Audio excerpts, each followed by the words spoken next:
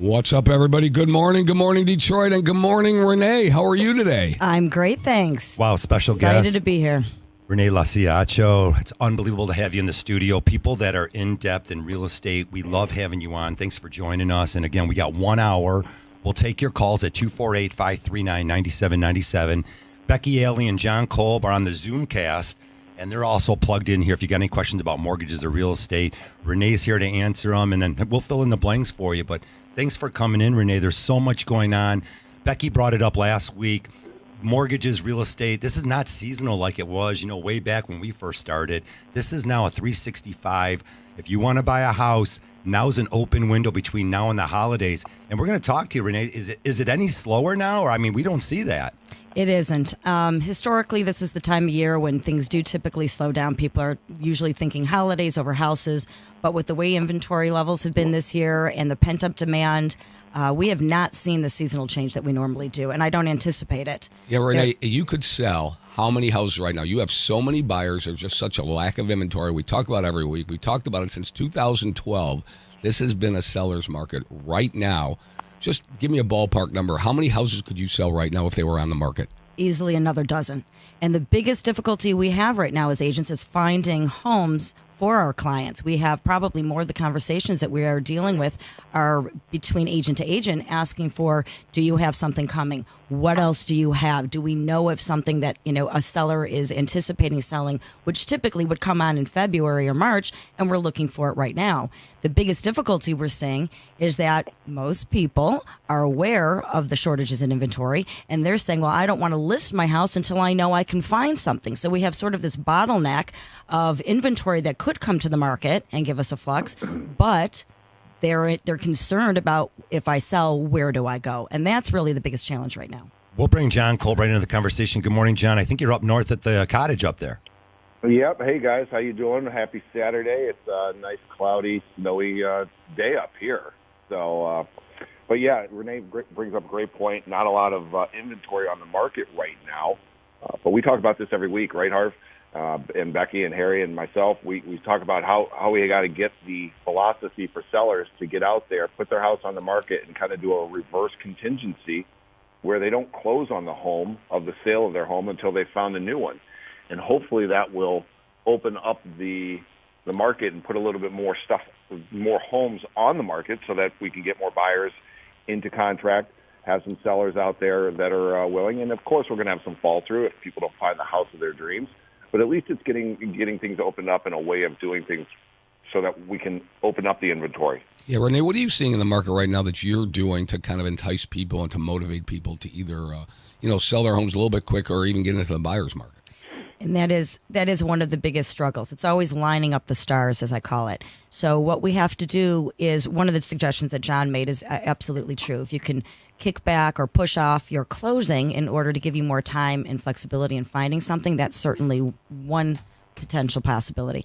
The other is we're doing a lot of rent back where people can close, because a lot of times sellers don't want to purchase, or they can't financially purchase without having the equity out of their home in order to do so.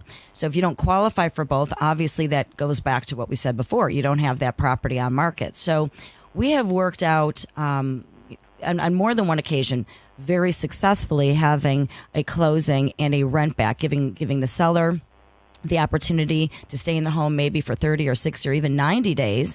That then allows that purchaser who maybe hasn't listed their home yet the comfort of having a little bit of time and flexibility to sell theirs without having a double mortgage. So I've done it. My team and I have been very successful in lining that up, and it's one way to sort of temper the concerns that people have both on buying and selling. Boy, nothing like finding that seller out there who's definitely moving out of state, and they're ready to put their house on the market, and you can get that sold right away from them. Hey, we've got some callers lining up. If you want to join the show, 248-539-9797. David, you're calling in from Farmington. Go ahead with your question. Good morning. Yeah, good morning. So I'm in a fairly large home in Farmington, a little over 3,000 square foot, and it's a multi-level home on the main, and we're a three-generational household. And we certainly, when the eldest person passes, we'll be in a situation financially that will really can't handle our mortgage. So we're going to have to put the house on the market and sell it ASAP. So my question is, I just recently refinanced, got great rates and all this, but the appraisal that came in on the house was a little below that the website that we're all familiar with that does real estate. You could say Zillow. You could say Zillow on the air. Oh, okay. Yeah, Sure, you can say that. Yeah, right as Willow. Right, we know that. We're very familiar with it. Yeah. So my thought process, because we had put in quite a lot of money in sweat equity in upgrading the house and turning a master bedroom that's on the main floor and a sizable bathroom that is now barrier-free, 12 by 10 bathroom, with shower wands, handrails, ADA toilets, and very senior and limited person friendly. How much above market can I demand? Can I demand, $15,000, $20,000 above and beyond what appraisals come in at? Yeah, I'm going to let Renee answer this question because I'm sure she has an opinion on Zillow values, especially when she goes to list a house, and then also dollar for dollar what you can get out, what you're not going to get out. So, Renee, you have a ton of experience in this. So, yes, first and foremost, this is one of my favorite sayings that I saw somewhere, so I'm stealing it. But Zillow is to realtors what WebMD is to doctors. Okay. So I get it. It is a resource. There's no question about it. But you have to be very careful because the values that you see on Zillow are not considered they really don't do a deep dive into the area homes the way that an agent or an appraiser is going to do that. Right. So that's number one. As far as the value, the best way to really figure out what your current value is for the current market we're in is to have an expert in your area. Each location really is different. And if you have someone who really understands the Farmington area, where you are, they can really give you the knowledge and insight because they've seen the homes, they've sold the homes, their office maybe has seen the homes, and the network that they have there is going to be able to provide you the resource with the numbers. As far as the value of and return on investment that you've made in your home, typically kitchens and bathrooms, give you in a standard market will give you 110% return on your money. Those are typically things people don't want to do themselves. They're cumbersome, they're expensive, and it's difficult to complete. You can also paint. Painting is a very inexpensive way to freshen a home, but you have to be careful and mindful that if you overinvest in your home, it is not always going to give you the return. So I tell people start with an appraised value. Start with an agent giving you an evaluation of what the area homes are worth so that you know that you don't exceed the market value when you invest $20 or $30 or $50,000 in the home. Do that first, and then you'll have an accurate budget to maintain the value within where you're at. And Dave, it's also important to have somebody like Renee take a look at what your area is commanding right now. Not all areas are as hot as other areas. So you really need an expert to come in and really value your home properly. And, Zillow you can go to and get some round numbers, but, Zillow to us in the mortgage appraisal and real estate industry is really like kryptonite to Superman. It's really just the appraisal we had done for the refi came in, let's just say $25,000, roughly $25,000 less than Zillow said. Harvey, did you have that? His appraisal came in low. David, I love your call, and thanks for calling in. I'm going to let Becky Ellie follow up. Becky, one of the things that we know in the industry is when someone's refinancing their home, it's a bit different if they go to sell it. You get buyers in there. There's bidding wars. You got the agents that really know how to show the houses. Maybe they've dressed up the house. They're definitely screening it. Becky, give me some of that.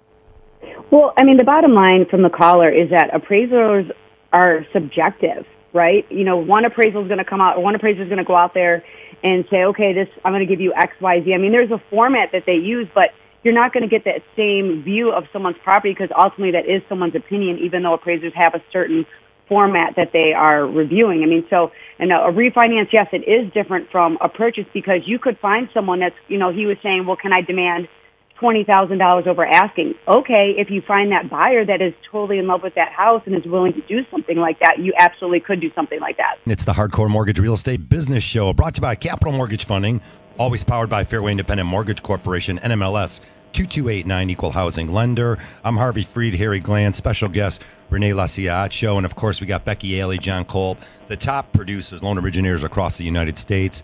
Of course, Renee, you're with Keller Williams Luxury Domain in downtown Birmingham. We were talking before the show, gosh, we really love these walkable cities, and wow, does Birmingham have so much to offer. Maybe we didn't recognize it 30 years ago as much as we do today. I'm driving home, taking Maple, everyone's walking a dog, and I'm just continuously fall in love with that area. It's no question that walkability has become and has been always, something that's very exciting to have a downtown area, whether it be Royal Oak, Birmingham, Ann Arbor, Northville. These areas will continue, I think, to draw an urban lifestyle that you don't have everywhere. But what really has to be focused on in terms of values are not just the walkability, but what other what else do they have in terms of value? Birmingham, Bloomfield. Certainly have maintained value, not just because of the walkability of the community, but the schools, and not just public, but also private. The selection and opportunity to have at your, within a couple miles of your home, some of the best schools available, and then also the central location. So giving people the flexibility of no matter where you work, you can catch an expressway or an artery to getting to east, west, north, south pretty easily. That combination, that's why they say location, location, location in real estate, and there is absolutely truth to that, and we see it every year when we look at the numbers. Yeah. Go ahead, Harry. Okay, so I want to ask Renee. So Renee, we have, and all our realtor partners, they have a plethora of buyers out there. So I guess from my standpoint, I'm looking at it, and everybody asks us, what's the market going to be like going forward? December, then into first and second quarter, all of 2022. So if you're working with X amount of buyers, all our realtor partners, everybody that you're working with, you have so many buyers, that has to bode very well for the future, the immediate future, next year, 2022. For a buyer's market or a seller's market, correct? We are not anticipating a change, Harry, not at all. In fact, it's a simple supply and demand, as you're saying. We have a certain amount, we have limited supply. We don't anticipate additional supply from the construction. A lot of times in certain areas, you anticipate more inventory coming on market because of construction. Well, if you look at supply chains and labor shortages, we know that that's going to, again, temper the available opportunity to have new construction come on. So, and again, what we were talking about before the break, we do have a lot of people who are concerned about selling, who have or potentially refinance, or like our caller, maybe done renovations as opposed to selling. So there is going to be a shift in inventory, which is going to just put more pressure on the demand and increase the values to some degree. I think the only potential pitfall we may see, and we know that this is not going to be the case, at least nothing's indicating it will be, is if interest rates change. But we also have the increase at 625 for a conventional loan, which has helped that.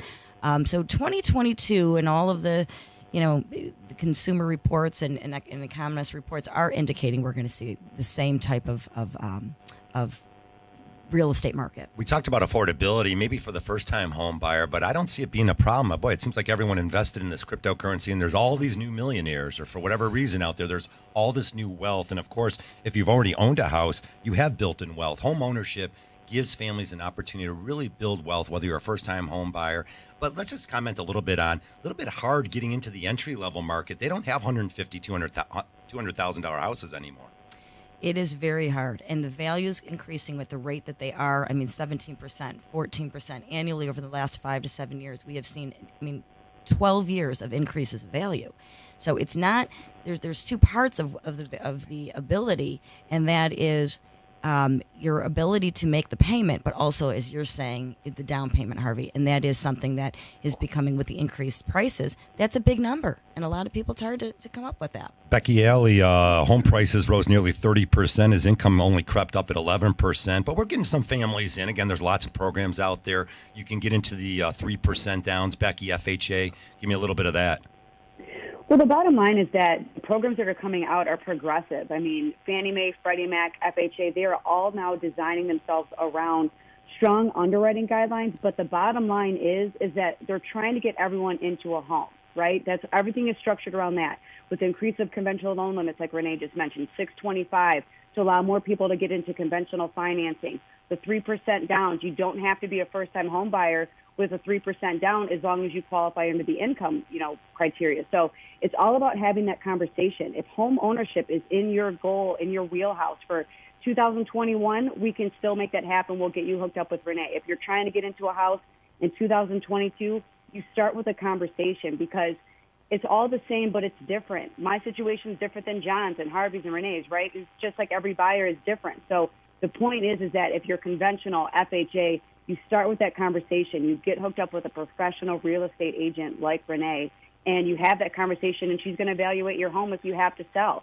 Like that caller, he's put a lot of, time and money into his house. Is he going to get that money back? Well, her job is to help find that buyer that's going to love that house as much as he does and possibly give them that dollar-for-dollar return if it's possible. But, the refinances, the purchases, it all really is structured around helping people get into these homes when they can.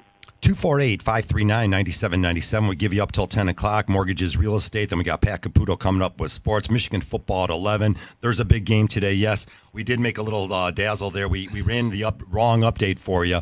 Do not bet the Michigan-Indiana game. It'll be Michigan-Penn State. We're all good. We got it all figured out here. 50 years ago, John Kolb, you bought the house in 1965. Mr. Glanz put a podcast out. Rates were at 4.25 then. Boy, they're a lot lower now. But wow, home prices have appreciated 115%. John Kolb, you're up in that cottage up north. Boy, people are buying those things up nonstop. Yeah, at the break, Becky and I were just talking about it, how there's just nothing for sale up here on the market and on the water. And that's, that's a good thing and a bad thing, right? You've got a ton of people wanting to explore the options of what Michigan has to offer, all the different water and lakes that are around, and just not anything to really buy. And, with being able to work remote, some schooling from remote, and, you can spend extended periods of time up here and not miss a beat like you would have in the past. And it's really nice to see. I mean, we're running into the fall where it's fall cleanup, and like I said, it was snowing yesterday, snowing a little today, and so the times are coming right now. John, you can't keep that snow away just a little bit more. I know people love it, but I'm just not ready for it. But, they're not making any more water. There's a saying, they're not making any more water, right, Renee? So the lakefront property up north, all around the state of Michigan, we love our Four Seasons here. You're selling a lot of lakefront property around here. Those prices are skyrocketing, correct? Absolutely. It's back to what is the limited commodity, and lakes are certainly one of them. I think also what we saw as a shift from COVID was we now can work and extend where we work. A lot of times, of course, up until now, people went to a specific job site or you're specifically at an office. The flexibility that we have seen as the outcome that is here to stay of allowing people to work from home at least part-time or not, have to have the demands on travel as much is I think also part of the reason that people are looking for second homes, because they can do that not just as a vacation space, but also as a daily place to live. And people are really extending that opportunity if they can afford it. So we're seeing more pressure on some of those vacation site locations to become regular properties for people to live in. Well, I do my share of HGTV listening here. We got our own millionaire lister right here, RLA, of course, Realty, Renee Acho, having her in the studio. Her Keller Williams Luxury Domain. Millionaire listings, do you have special training for our elite buyers? Or, I've always recognized that some of my more expensive buyers are a little classier, really down to earth, and I don't really feel there's a difference, whether it's a first-time home buyer. I think we're all people here. But if I can hire someone like you, what a professional, add all this light onto buying and selling in today's marketplace. You really, no matter what price point you're looking in, the service should be the same. Now, there are certainly the knowledge you are looking for when you're dealing with a first-time home buyer.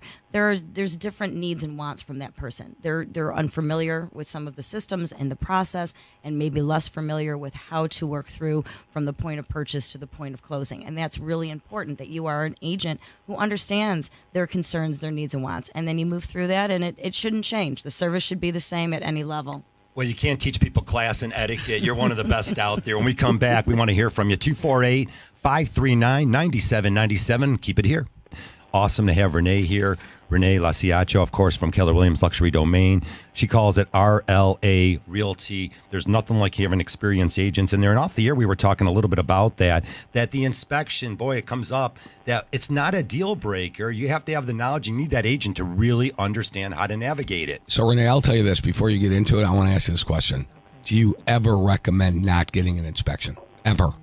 Never. Did you hear that, everybody out there? Another one on the show with the right answer. Never. No. Why? Well, for a number of reasons. No, if you're a seller, and I tell my sellers this, you want to have an inspection. There are liability things. There's information that you don't want to be held accountable for if it wasn't properly handled. It doesn't hurt you. If you have something you're covering up that you don't want someone to see, that's a bigger issue. You've signed a disclosure. You can be held accountable for a disclosure, and you want people to feel good and comfortable about what they're buying. So absolutely you do an inspection. As a buyer, it is your opportunity to make sure you understand the cost of that home. We don't buy a house at the purchase price. We buy a house at a price that is then going to be the cost throughout your lifetime of living in that home. So if you purchase something and anticipate the furnace is working, the roof is in good shape, no one typically crawls up into their own attic to look at it or check the insulation. This is the opportunity to do that. If as a consumer, as a seller, if you're concerned, have a pre-inspection and to look into what could potentially be the pitfalls of that sale and spend the money fixing it. Because I will tell you, and I say this all the time to my clients, you're going to pay for it one way or another. Yeah. If a seller has an issue with their home, you either have to price it to reflect that or you have to anticipate that possibly being negotiated, even in this market. These are high-cost items, and they do come up. I'll go to John Kolb. John, we're talking about functionality of the home, of course, understanding the efficiencies of the home. You can always replace the furnace, but you need to know that as you're moving forward with your inspection. Yeah, I mean, obviously, Renee's got all the answers to the Harry test because she's answering everything the way Harry likes it, which is awesome. Perfect. We've been talking about sellers getting a pre-inspection before putting the house on the market, just so you know what might pop up, what might not, that kind of stuff. You know, if somebody's inspection comes up and says something and your inspection said the other, you can challenge it a little bit because now you have some sort of backing to it. So, home inspection, never, ever, never.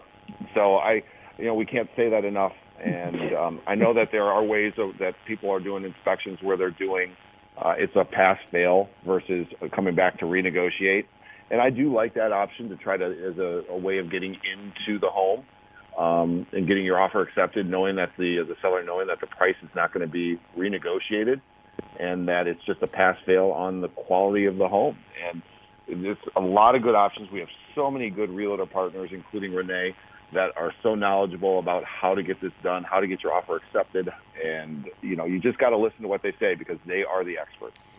One of the other things you can offer as a seller, if you are concerned, in two parts, John, you're absolutely right, but having a pre-inspection also tells the purchaser that this is someone who's serious about their home. They fixed the anticipated issues, and that's important to do, for a number of reasons. You can also offer a home warranty if you're concerned. It's an inexpensive way to give some peace of mind to both buyer and seller. Let's go to Carl, our caller in there in Southfield. Carl, good morning. Thanks for calling in. You got a question about purchase agreements. Go ahead, sir. Yeah. So it's been, 20 plus years since I purchased a home. And, I ran into an issue buying a home. I actually used capital mortgage for my financing. And the buyer basically tried to get out of the purchase agreement. And I'm going to be buying another lake house soon in the next 6 months. And I just kind of want to make sure that what is it that I need to look out for when it comes to purchase agreements? Because I believe my agent, I actually live in Indiana. My agent wasn't really that strong, but because of John Kolb, I didn't lose my home that I was purchasing. There you go.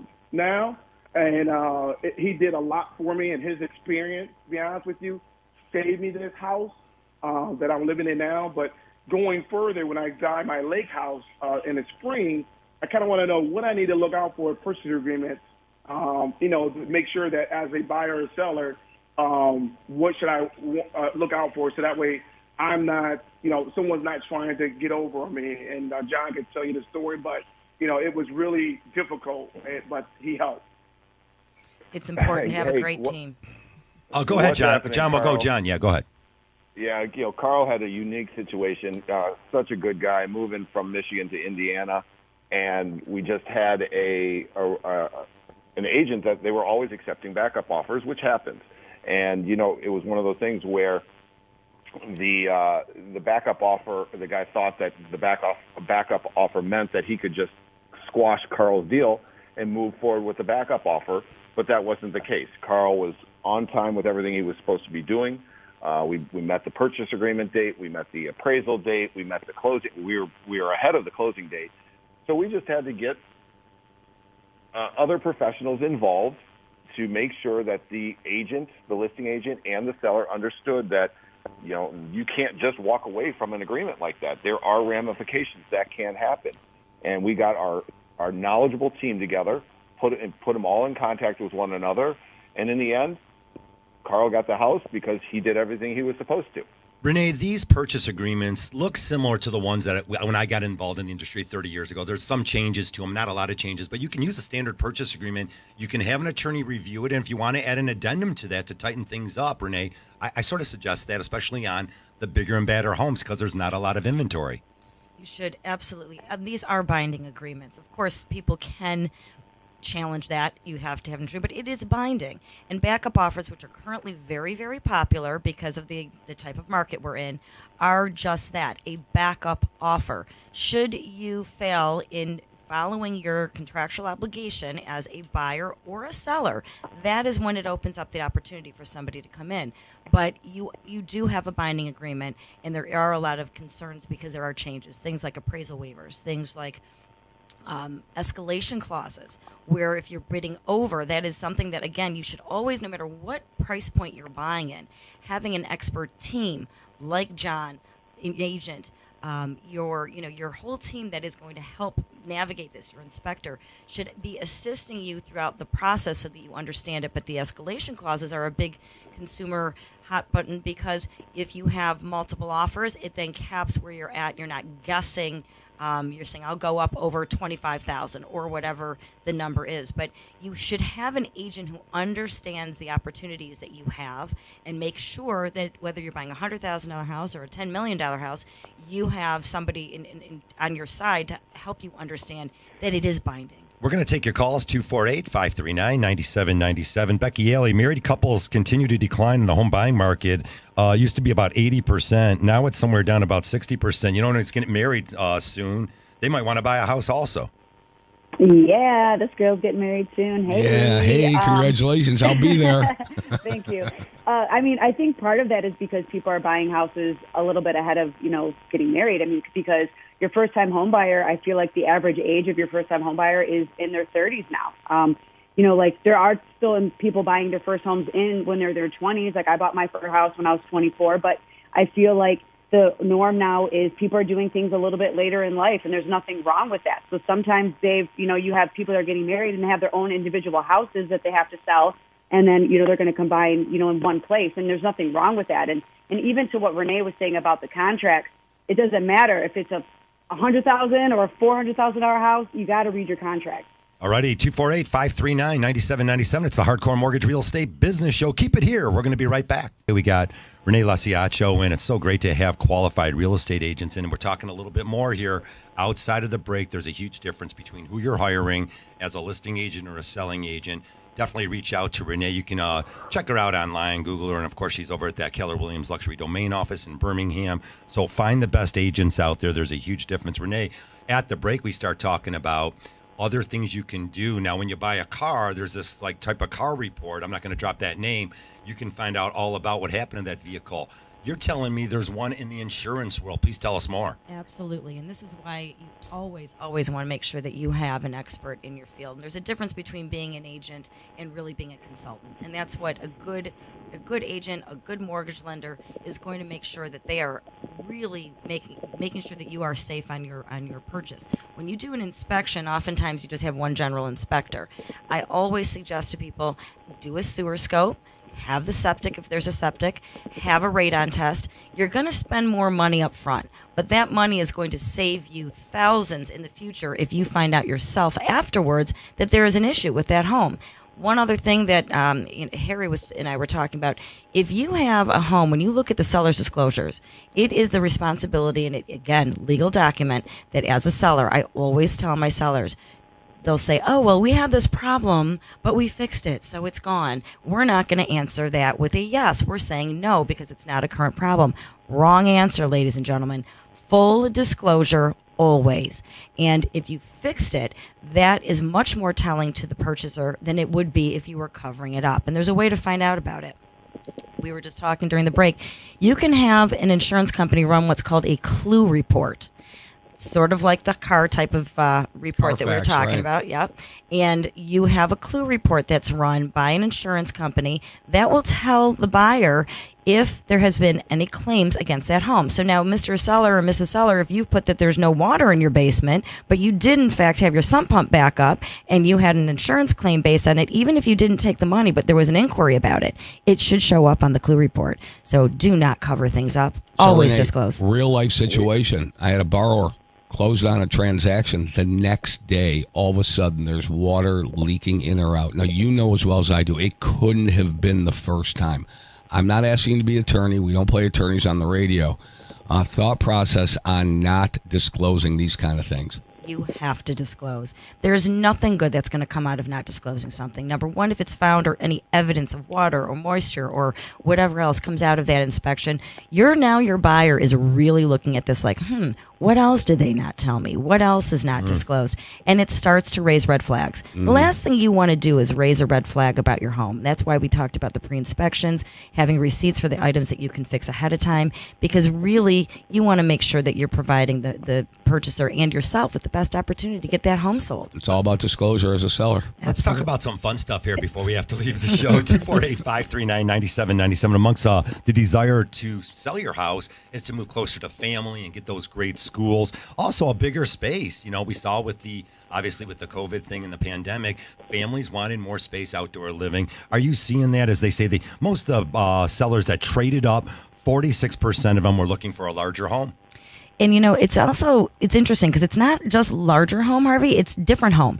What we found during COVID again, the need to have workspaces, school spaces, private spaces, the open concept, which was a huge thing for so long, is shifted a little bit now. People want a few more private spaces. They also like the idea of having all of their activities available to them. Whether or not you go back to the gym, it's been one of the biggest things that people have put in their own home is their home gym, because you have the comfort. But, what we've learned is that having the options at a relatively reasonable price have been great. You don't want to overextend in what you build in your own home. But yes, the flexibility, dining rooms came back. Yeah. People were entertaining at home more.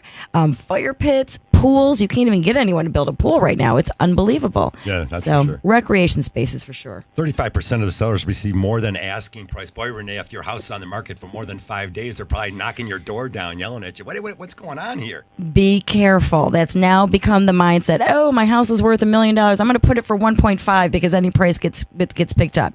Price still drives the demand. Okay, so you're not going to just, and people are saying, well, I'm going to try it. You can try it. That's fine. But if you're priced right, even in this market, we're at a 17% increase even this year. Take advantage of that price. Don't go to 25% or 30%. You're going to stay on the market. And now the mindset is, if you've been on the market for more than 15 minutes, there must be something wrong with the house. So you become stale very fast. I want to throw in there real quickly. You talked about inspections, getting these things done, the radon. So that's why it's important to have that team, because you're a professional real estate agent you're hiring. They have those phone numbers ready to go. And again, Renee, we're seeing still 30-day purchase agreements. Where's everyone going in such a hurry? They're still giving 60 days. We have to get you into the house. It's 60 days. Now, whatever happens outside of the contract, I don't know about. But generally speaking, Fannie Mae, Freddie Mac guidelines, you're going to be occupying this house in the next 60 days. You got to have that professional team to get you in there. You do. And you have to also, if you're going to do rent back, there are very, very important things that you have to set in place. All of the maintenance, who's handling that, the utilities. If you do a rent back, it should be contractually drawn up. John Kolb, running up here on the end of the show. What do you got? Hey, I just appreciate Renee coming out onto the show with us, bringing a whole bunch of knowledge. That clues report, I think that's a big topic. We're seeing that more and more. Where insurance companies are actually denying borrowers because of the home that they're buying. I've come across that twice in the last 3-4 months. So it's one of those things that, you got to listen to the show. You got to listen to your realtor partners because they are the experts in the area, and make sure you listen to what they tell you because you're going to get the best transaction, the best information when you are dealing with somebody who knows what they're doing. Becky Alley, cash out refinances and refinancing your home. These rates are still all-time lows. Becky, if you can wrap us up with that end of it. Of course, we got a little mortgage show here. Yeah, for sure. I mean, and what Renee was saying is you're right. The pandemic has changed the wants and needs of people's of what they're looking for. And, I was a gym person. I had to totally transform myself to be working out at home. And now I'm okay with it. I'm used to it. And you're right. The wants and needs have changed for buyers and sellers. And the wants and needs have also changed for people that decided to do a cash out refinance to make their home what they want because they didn't want to get into this whole buyer frenzy and things like that. So if it does make sense, rates are still low, give us a call, cash out refinance. Make that house what you want. And if you're on the list for a pool, you might make sense to pull that money out and actually use those funds for your pool so that way you can leave your money in the bank and let it do its thing.